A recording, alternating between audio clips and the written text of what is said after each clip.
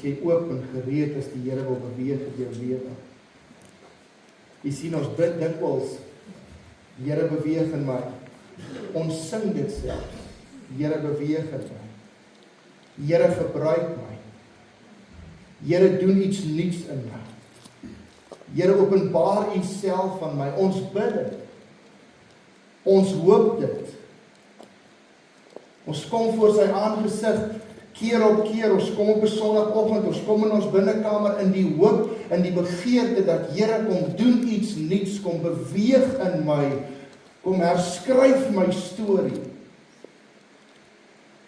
Verlede week het ons gepraat oor die plekke waar God ons ontmoet, selfs in die valleie, selfs in die donker plekke, selfs in die laagste oomblikke. Ons het verder gevra of ons gereed is as God ons planne wil onderbreek, ons agenda wil verander en ons begroting wil herrangskik. Is ons gereed as die Here ons in 'n nuwe rigting wil stuur? Of gaan ons so vashou aan ons eie vooropgestelde idees? Vandag wil ek met jou gesels oor wat gebeur nadat God begin beweeg het. Want jy sien, baie mense bid vir 'n ontmoeting. Baie ervaar God se teenwoordigheid, selfs vanoggend. Maar ons mis die volgende stap. Want ons moet weet vandag is 'n ontmoeting met God is nie die eindpunt nie. Elke ontmoeting met God is die begin van iets nuuts. Dis die begin van iets groter. Elke ontmoeting, elke keer wanneer God homself aan my en jou openbaar, is dit nie, okay, hier het ek aan die einde gekom. Nee, dis die begin van iets groters. God se ontmoeting word altyd vergesel met God se belofte. God se ontmoeting word altyd vergesel met dit wat God vir jou en my instoor het. God se ontmoeting is nie die eindpunt. Nou het ek gearriveer nie. Nee, dis die begin. Dis die aanloopbaan vir iets hoër. Dis die vertrekpunt van iets groter. Dis wat God se ontmoeting vir jou en my beteken. Jy sien, die Here openbaar nie homself sodat ons 'n feel-good oomblik kan hê nie. Hy openbaar hom nie self dat ons kan sê, ek was vanoggend in sy teenwoordigheid en wow, wat 'n amazing diens was dit. Sy gees beweeg nie net sodat ons 'n besielende ervaring kan hê. Ons hoor baie keer die kerk is 'n hospitaal. Dis hier waar siekes genees word en hier waar ons hulp kry. Familie, die kerk is nie net 'n hospitaal. Daar's soveel meer aan God se bestemde plek. Aan God se bestemde plek van samekoms as net mense wat dit gebruik as 'n apteek. Die kerk is nie 'n apteek of in Engels 'n drugstore waar ons weekliks ons fiks kom kry, waar ons voorskrif kom ingee en dan net wegstap nie. Die kerk is nie 'n plek, in my binnekamer is nie 'n plek waar ek sê, Here, hier's my voorskrif, dis wat ek nodig het. As ek net dit kan kry, dan sal ek okay wees. As ek net hierdie kroniese medikasie, hierdie kroniese ontmoeting kan kry, dan sal dit my dra vir 4 weke. Ek sien U volgende jaar. Die kerk was nie veronderstel om net 'n plek van besoeking te wees nie, maar 'n plek van samekoms, 'n plek van feesviering, 'n plek van aanbidding, 'n plek waar hy toegerus word vir dienswerk. Jy sien, die kerk moet beweeg van 'n hospitaal na 'n familie. Na manne en vroue wat sê, nou is ons in die leermag om die koninkryk van God uit te brei. Die kerk moet beweeg van, ons kom net om iets te kom ontvang. Ek kom gee net my voorskrif, ek kom kry net my takeaway. En dan kan jy nie verstaan hoekom Dinsdag het jy so drank nie. Want jy is nie gereed vir die vaste spyse van dit wat God vir jou instoor het nie. Die Here wil nie jou apteker wees nie. Hy wil die Here meester van jou lewe wees. Die Here wil nie net die verpleër wees Kan ek dit maar sê? Wat jou bedpan kom omruil.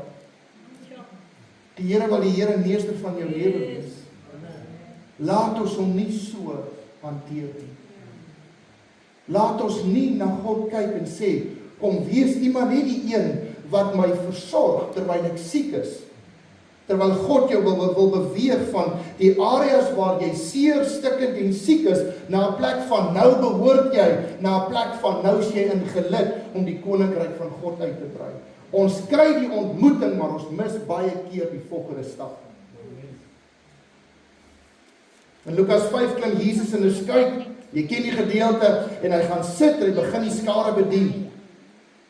Later sê hy vir Simon Petrus, vaar uit in die diep water, en dan gooi jy jou nette uit, en Simon Petrus sê, Here, ek dink jy verstaan hoe dit nie werk nie. Ons het heel nag, het ons gearbeid, heel nag het ons nette uitgegooi en getrek, ons het niks gevang nie, maar Here, op u woord, sal ek gaan, op u woord sal ek my net laat sak. Jy sien, wanneer God ons ontmoet, dan ontmoet hy ons met 'n belofte. En wanneer hy ons ontmoet met 'n belofte, dan is daar 'n area wat ek moet sê, dis reg Here, ek sal doen soos u my vra. Ek sal op u woord sal ek staan.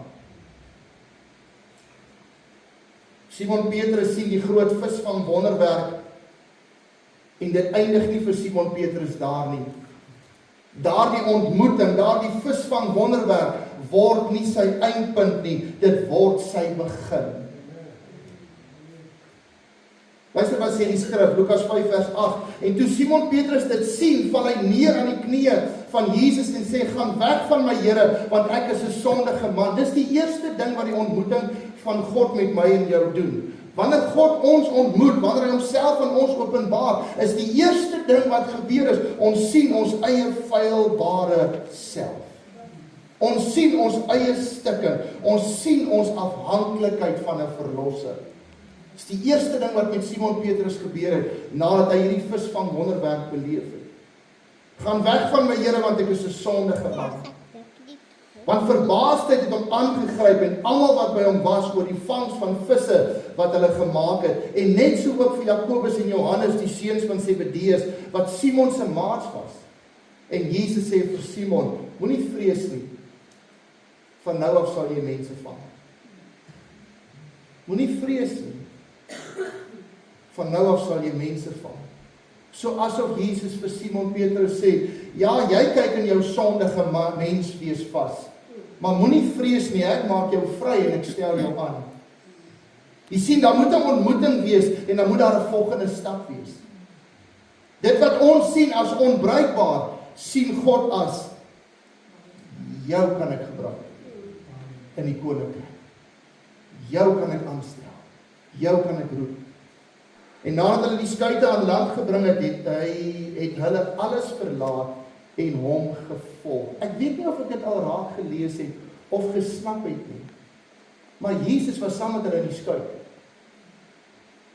Daar sê nie in die woord in Lukas, sê dit nie dat hy uitgeklim en op die land gaan staan en gewag tot hulle nou vang. Nee, Jesus was saam met hulle op die skuit en die woord sê, en toe hulle aan land kom, het hulle uit die skuit geklim en hulle het hom gevolg. Want dit was binne die skuit wat Petrus op sy knieë val en sê, Here, gaan weg van my, ek is 'n sondige mens. Jy sien, hierdie wonderwerk ontmoeting was die begin. Dit was nie die eindpunt nie. God se beweging in ons lewe vra altyd 'n reaksie. Want sy openbaring word altyd gevolg deur 'n uitnodiging. Moenie vrees nie, van nou af sal jy mense vang. Moenie vrees nie, van nou af gaan ek jou gebruik in my koninkryk. Moenie vrees nie, volg my. Dit vra dat ons soms iets agterlaat.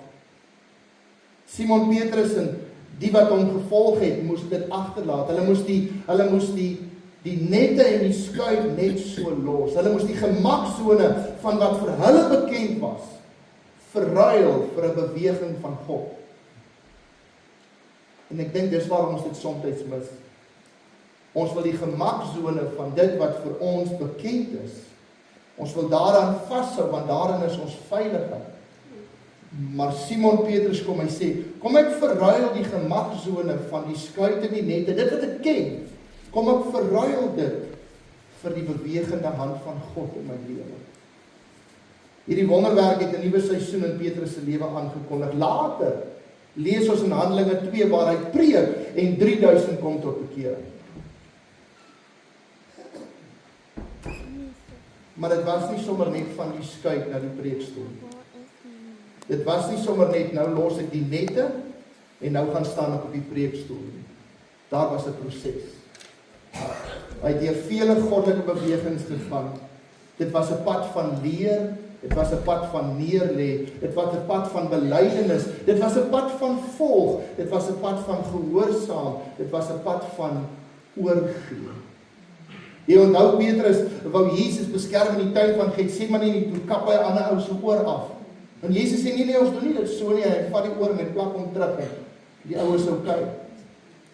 Petrus was die oorafkapper. Petrus was die een wat selfs Jesus verloon het. Nadat hy die bewegende hand van God gesien het, nadat hy met 'n visvang wonderwerk geroep is, verloon hy Jesus. Jy onthou ons daardie gedeelte waar die haaikraai, die haan, ja, haaikraai. Ja, dit rym. Waar die haan kraai, waar Jesus vir hom sê, voordat die haan kraai, sal jy my 3 keer verloon. En Jesus kom later in die laaste boek van Johannes en hy herstel hom deur 3 keer vir hom te vra, het jy my lief? Laat my skape by.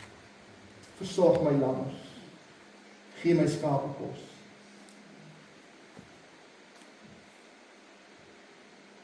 En in hierdie proses word Petrus geskep en word hy gevorm met 'n hart wat sê, wanneer ek die evangelie bedien, dan kom 3000 tot bekering. Maar dit het begin, waar hy te knieë gegaan het en gesê, Here, ek het U nodig. En Jesus vir hom sê, ek weet, maar hier is jou uitnodiging. Elke ontmoeting en elke beweging van God in ons lewe is so saad wat gesaai word. Jy wat jou Bybel saamgebring het en ek wil jou aanmoedig, bring jou Bybel saam. Blaai met my Matteus 13. Matteus 13. Ons gaan lees vanaf vers 1. Matteus 13 vanaf vers 1. Dit sal ook op die bord wees, maar ek wil elke gemeente dit aanmoedig, bring jou Bybel. Dit vir jou makliker is om op jou foon of op jou tablet te werk. Dit is soos wat dit vir jou is, dis goed, maar die wat kan, bring jou Bybel. Bring jou Bybel. Matteus 13 vanaf vers 1. Ons gaan lees tot en met vers 9. En op daardie dag het Jesus uit die huis uitgegaan en by die see gaan sit. En groot menigtes het by hom vergader, sodat hy in 'n skuit geklim en gaan sit het. Weer 'n skuit, weer die see. En die hele skare het op die strand gestaan. En hy het baie dinge deur gelykenisse tot hulle gespreek en gesê, 'n saaier het uitgegaan om te saai. En terwyl hy saai, val 'n deel langs die pad. En die voëls het gekom en dit opgeëet. En 'n ander deel het op rotsagtige plekke geval waar daar nie baie grond was nie. En dadelik het dit opgekom omdat daar geen diepte van grond was nie. Dit het ontkiem. Maar toe die son opgaan, is dit verskroei. En omdat dit geen wortel gehad het nie, het dit verdroog. En 'n ander deel het in die dorings geval, en die dorings het opgekom en dit verstik. En 'n ander deel het in die goeie grond geval en vrug opgelewer, die een 100, die ander 60 en die ander 30voudig.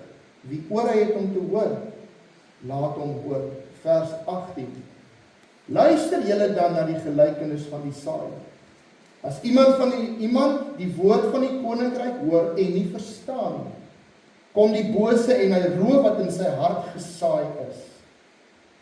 Dit is hy by wie langs die pad gesaai is. En by wie op rotsagtige plekke gesaai is, dit is hy wat die woord hoor en dit dadelik met blydskap aanneem, dan is daar die besielende oomblik. Jog, het was vanoggend in die diens en dit was amazing. Dit was so goed gewees en ek het regtig 'n ontmoeting met die Here gehad. Ek kon sien hoe die Here in my lewe beweeg en by wie op rotsagtige plekke gesaai is. Vers 20, dit is hy wat die woord hoor en dit dadelik met blydskap aanneem. Maar hy het geen wortel in homself nie. Want hy is net vir 'n tyd. En as daar verdrukking en vervolging kom ter wille van die woord, struikel hy dadelik. En by wie in die dorings gesaai is, dit is hy wat die woord hoor, maar die sorg van hierdie wêreld, die begeertes van hierdie wêreld, die lekker van die wêreld en die verleiding van die rykdom verstik die woord. En hy word onvrugbaar. En by wie op die goeie grond gesaai is, dit is hy wat die woord hoor en verstaan, wat dan ook vrug dra, en dan ook vrug oplewer, die een 100, die ander 60, en die ander 30voudig. Dieselfde saad, maar verskillende areas. Dieselfde saad, maar verskillende grond. Die verskil was nie die woord nie. Die verskil was nie God se krag nie. Die verskil was nie daar is verskillende saad gebruik nie. Nee, dit was nie die verskil nie. Die verskil was die toestand van die hart nadat die saad gesaai is. Dis wat die skrif sê. Die saad was dieselfde. Dieselfde woord wat God vir my gee. Dieselfde woord wat jou buurman vanmôre hoor in hierdie kerk. Dieselfde woord wat jou vrou hoor. Dieselfde woord wat jou man hoor. Is dieselfde woord. Dis dieselfde krag. Dis dieselfde saad. Maar dis die hart wat verskil nadat die saad gesaai is. En hier is jou sleutel. Saad verlaat jou hand, maar nooit jou lewe. Saad verlaat jou hand, maar nooit jou lewe. God is die saaier. En die saad van die woord verlaat dalk sy hand, maar nooit sy koningskap, nooit sy lewe. Dit verlaat nie die koninkryksekonomie nie. Elke keer wanneer God 'n woord gespreek het, elke keer wanneer daar 'n woord oor my lewe gespreek is, elke keer wanneer ek 'n ontmoeting beleef of 'n profetiese woord gegee is, dan verlaat daardie saad die mond van God, maar dit verlaat nie die hart en die lewe van God. Amen. Want God is wakker om sy woord te volbring. Ja. Dit sal die doel waarvoor God dit gegee het bereik. Amen. Dit sal nie leeg na hom terugkeer nie. Daardie ontmoeting wat die Here met jou het, daardie profetiese woord, daardie oomblik van dis wat ek wil hê jy moet doen, dit verlaat dalk God se hand en sy mond, maar dit verlaat nooit die koninkryksekonomie waarvan ek en jy deel is nie. Dieselfde is waar vir jou en my. Die saad wat ons saai, die finansies, die opofferings, die gebede, die bediening, dit verlaat dalk jou hand en jou mond, maar dit verlaat nooit jou lewe nie. As jy 'n donderdag aand gehoor, Erna het gesê, wonder of dit is hoekom die skrif sê dat jy sal rekenskap gee vir elke ydelle woord. Ja. Ek wonder of dit is waar die skrif sê, lewe en dood lê in die mag van die tong. Want my woord is soos saad. En soos wat ek dit spreek, verlaat dit dalk my hand en my mond, maar dit verlaat nooit my lewe nie.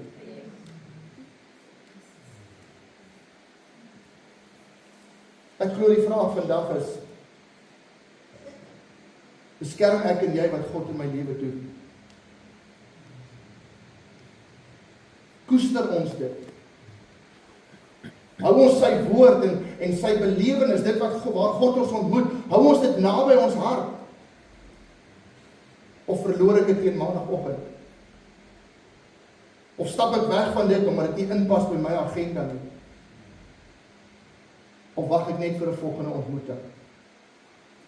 Wag ek net vir 'n volgende fix. Wag ek net vir, Here, dankie U het my ontmoet, sien U volgende Sondag. Ek sal my voorskrif bring. Terwyl God sê, ek het 'n woord oor jou lewe gespreek. Ek het saad in jou hart gestort. Is jy goeie grond? Of is jy rotsagtige plek? Is jy die pad waar die voëls dit kom oppik? Of is jy daardie area wat sê, die sorge van die lewe is vir my so belangrik dat dit is soos dorings en distels en onkruid, wat die goeie saad van God se woord in my lewe verstrengel en versmoor. Koester ek die ontmoeting van God? Koester ek daardie plek waar hy my ontmoet en my bekragtig? Is ek by daardie plek waar ek sê, Here, U het my ontmoet, wat is my volgende tree? Of is ek net by 'n plek om te sê, dit was goed. Dit was lekker.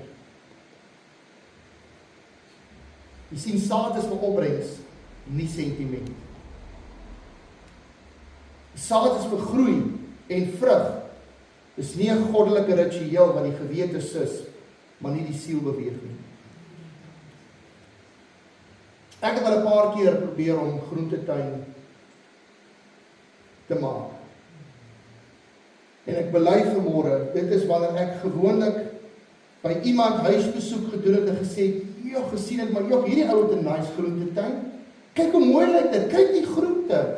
En dan gaan ek huis en dan dink ek, miskien kan ek ook dit doen. Die sentiment van dit klink mooi. Maar ek het nie onthou die goed moet water kry nie. Ek het nie onthou dat ek moet elke dag of so 1 keer of 2 keer 'n week gaan en net seker maak, daar's die onkruid verstrengel nie, die boontjies, die tomaties en die saad is nie vir sentiment. Saad is vir opbrengs. Wanneer die skrif praat van saad en vrug, dan beteken dit die Here werk in seisoene en in prosesse en in beginsels. Want dis wat met Petrus gebeur het. Petrus het 'n ontmoeting met God gehad, toe het hy 'n uitnodiging, toe sê hy, kom ek los alles, kom ek doen my volgende stap, kom ek beweeg saam, kom ek volg Jesus. Nie geweet waar dit gaan opeindig nie geweet dat daar 'n belofte dat God hom gaan gebruik, dat wanneer hy preek 3000 kom tot bekering nie geweet dat hy 'n pastoor gaan wees nie geweet dat hy met 'n apostoliese salwing kerke gaan plant die evangelie gaan uitbrei nie geweet dat hy een van die mense gaan wees wat in die bofortrek wag sodat jy kan krag kry, sodat jy met krag aangedoen kan word nie. Sodat jy my getuie kan wees. Jy sien, om Jesus te volg, besef ek ook word ek soms deur prosesse en seisoene, areas van snoei en areas van groei gebeur. Wat doen ons? Die oomblik wanneer dit moeilik raak om die Here te volg, dan gaan ons terug. Die oomblik wanneer ons voel, nee, dit is te moeilik, dan staan ons eerder terug. Ek het nou aanstoot geleer. Gehoor een ou het gesê, don't take offense, take the gate. Toe moet hy dit 300 keer sê vir my om te verstaan. Don't take the fence, take the gate. Don't take the fence, take the gate. En baie keer kom ons by 'n plek waar ons hierdie wonderlike tyd het met die Here, om maar net later terug te staan. Is dit nie wat hulle gedoen het nadat Jesus gekruisig en in die graf gesit is? Selfs nadat hy opgestaan het. En daar berigte is dat sy liggaam weg is. Wat doen hulle? Wat doen Petrus? Okay ouens, dit was nou 'n lekker journey. Dit was nou baie pret geweest. Jogg, al hierdie ontmoetings met die Here, hierdie herlewing, dit was amazing. Maar dis nou klaar, kom ons gaan vang weer vis. En dis daar waar Jesus aan hom verskyn en sê, wat maak jy? Waarmee is jy besig? Want ek is nie met jou klaar nie. Daar is 'n ontwikkelingsproses wat geaktiveer word met elke saad wat gesaai word. Is dit waar? Is dit waar? As jy saad in die grond sit, daar is 'n ontwikkelingsproses wat geaktiveer word. Is dit waar? So gebeur dit ook met die woord van God in my en jou lewe. Die oomblik wanneer God sê, hier is die ontmoeting, hier is die uitnodiging, hier is die wonderwerk, hier is die deurbraak, dan begin daar 'n ontwikkelingsproses. Dis hoekom Jesus sê in Johannes 15 vers 4, bly in my soos ek in julle. Nie net beleef my nie, of ervaar my op 'n Sondagoggend, of bring net jou voorskrif nie, nee, bly in my, soos ek in julle. Net soos die loot geen vrug kan dra van homself, as dit nie in die wynstok bly nie, so julle ook nie, as julle in my nie bly nie. Die skrif sê nie, ervaar my nie. Dit sê bly in my. Vind jou posisie in hom, vind jouself in hom, vind jou identiteit in hom. Hoe doen ons dit? Ons vind dit deur 'n intieme, lewende verhouding. Ons vind dit deur sy aangesig te soek, sy hartklop vir my lewe te vind, en oop te wees vir wat hy in en deur my wil doen. Want God se beweging in jou lewe is nie net vir 'n oomblik nie. Dis 'n uitnodiging na 'n nuwe manier van leef.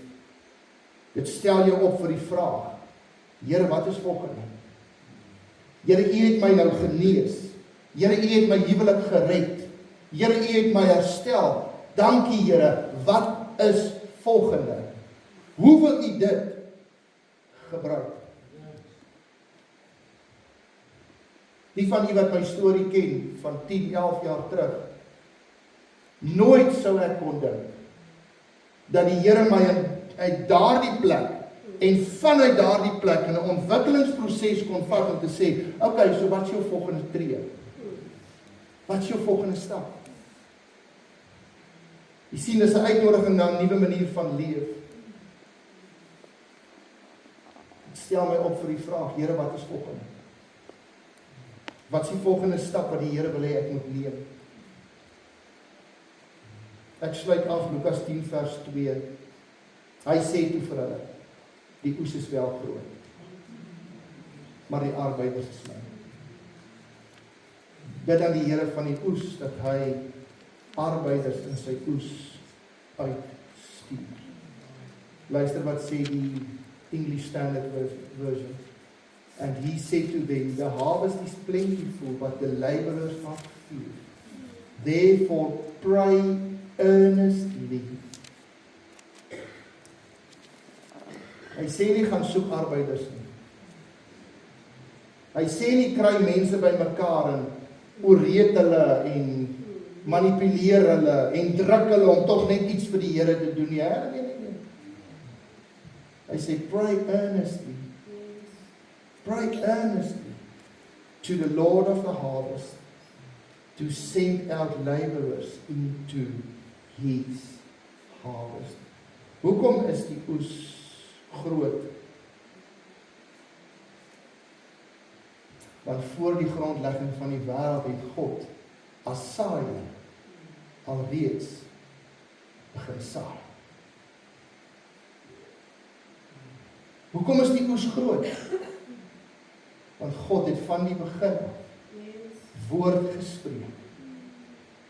En daardie woord verlaat sy hand en sy mond, maar dit verlaat nooit die koninkryksdinamika wat verbind is tot daardie woord. Wat doen ek en jy? Wat is ons volgende tree? Pray earnestly to the Lord of the harvest that he will send laborers.